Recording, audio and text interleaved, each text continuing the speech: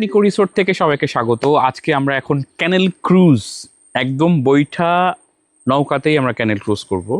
এখনো যদিও হচ্ছে ভাটার সময়, তার মানে গেছে আমরা যে সময় আসছিলাম একদম এই থই থই পানি, এখন কম পানি। আমরা আমাদের সাথে আসেন, আমরা যাই, দেখাবো আপনাদের কোন নৌকাতে আমরা আজকে ক্যানেল ক্রুজে যাব।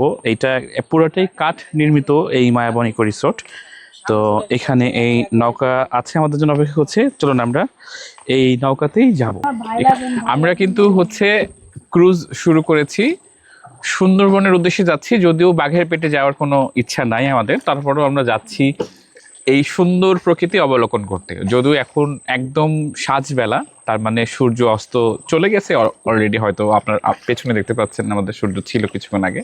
সূর্য মামা লজ্জা পেয়ে ডুব দিয়েছে, আর আমরা বের হয়েছি ক্রুজিংয়ে। ক্রুজিং আসলে ব্যাপারটা হলো কি, যে ছোট ছোট ক্যানেল বেয়ে আপনার এই প্রকৃতি দেখা। তো আমরা মায়াবনী নিকো রিসোর্ট থেকে এখন আমরা ক্রুজিং শুরু করছি। আপু, দারুণ জায়গা না? আসলেই দারুণ, বিশেষ করে পানি নামাতে যে সুন্দরবনের যে কি বলে মুথা, এই মুথাগুলো সব বের হয়ে গেছে। কে মুথা? ওইগুলো আচ্ছা, কি বলে? এটা হচ্ছে ওই রুট গুলো বের হয়েছে আর কি। হ্যাঁ, এই সুন্দরবনে গোলপাতা আছে। তো আমরা একটা দারুণ জায়গাতে আসছি। এখানে যখন আমরা আসি তখন কিন্তু এই যে লেভেলে যে পানিগুলো একদম উঁচাতে ছিল, জোয়ার ভাটার যে ব্যাপারটা, এদিকে না থাকলে বোঝাই যাবে না আসলে জোয়ার ভাটা কি। দেখতে পাচ্ছেন এখানে পানি আসছে আস্তে আস্তে, এবং আমাদের টিম কিন্তু এখন নওকাতে অবস্থান করছি আমরা সবাই মিলে। ওই পাশে আলামিন, শুভ, আমাদের নাইম ভাই, আমাদের ম্যাডাম, এই পাশে আমাদের ইশরাক আপু। কিন্তু এই নদীটার নাম ঢাংমারি, এবং এই নদীর পাশে যেটা দেখতে পাচ্ছেন এই যে দূরে, এগুলো সবই সুন্দরবনের অংশ। এবং আমরা ত্রিমোহনায় আছি, তার মানে এদিক দিয়ে একটা মোহনা চলে গেল, এদিক দিয়ে একটা চলে গেল, আর এদিক দিয়ে আমরা যেখানে যাচ্ছি আর কি।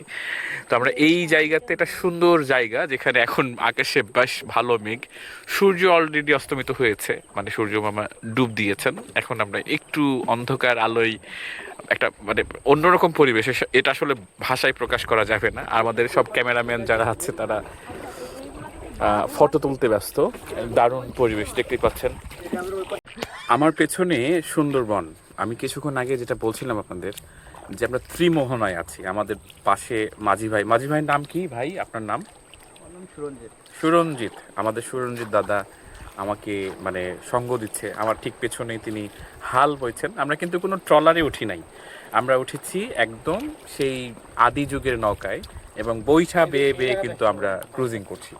আমি বলছিলাম যে ত্রিমোহনা, এই যে দেখুন এদিক দিয়ে কিন্তু আমরা দেখতে পাচ্ছি একটা চলে গেছে, আবার আমার পেছনেও এদিক দিয়েও আছে।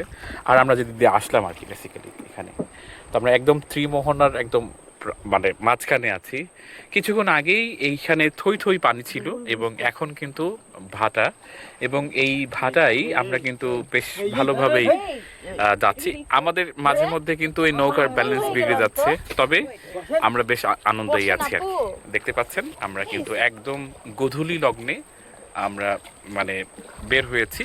তবে আমরা যদি আরেকটু আগে বের হতাম তাহলে আরেকটু ভেতরে যাওয়া যেত, তবে আপাতত হয়তো বা শুধু একটা চক্কর মেরেই কিন্তু আমাদের ফিরতে হবে। তো আমরা আগামীকালকে ইনশাআল্লাহ চেষ্টা করবো একটু গভীরে যাওয়ার, এবং আরও একটু প্রকৃতিকে মানে ছুঁয়ে দেখার।